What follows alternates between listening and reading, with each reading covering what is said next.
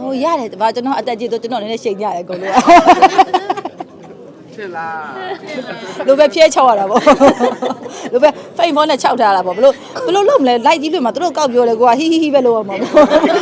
တော့စိတ်ဆိုးလို့မရတာနော်ဟာနှောက်မှာပေါ့ကျွန်တော်အကုန်ကြည့်နေရလေဒီလားတယောက်မှကြံခဲ့မယ်ဒီမှာမပါဘူးဒီလားကိုဂျိုကာနဲ့ကိုသလင်းဆိုးကလည်းတကယ်ကိုအနှောက်တွေကတိုင်ရောကလည်းမင်းသားသာပြောတာသူကလည်းလူရှင်တော်လုံးပဲဟိုဟာတာကားတွေကြည့်လိုက်အမြဲတမ်းသူ့ဘလော့နဲ့သူအမြဲတမ်းပြုတ်နေရလေနော်ကိုသူဟိုဖြတ်ထိုးညာလို့ပြောမလားအဲ့လိုမျိုးနဲ့လေဆိုတော့ကိုထူးအောင်ရတယ်သူဘလိုင်းနဲ့ဘလို့တွေရီမလဲဆိုတာကြည့်ကျင်သေးတယ်ဒီလားစင်မောအဲ့၄ယောက်ဘလို့တွေအဲ့ဒါကိုကျွန်တော်ကလေ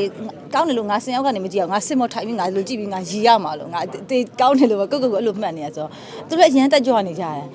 ဟုတ်လူအောင်လည်းဝင်ခနေအောင်မလို့တော့ကြာဟောရပါသူတခါတောက်ကခိုင်းလိုက်မယ်သူတော့ချီလိုက်ပါဆိုပြီးမင်းသမီးကပြေးပြီးခုန်တက်လိုက်မယ်သူကြတာကြိုက်ချာဖြစ်တယ်လေအယုံကြည်တယ်သူကမလားတောက်တော့ဆိုကို့ကိုသူထင်တိုင်းတယ်ကျန်တဲ့လူကြတော့သူမသိအားမကိုရဲဘူး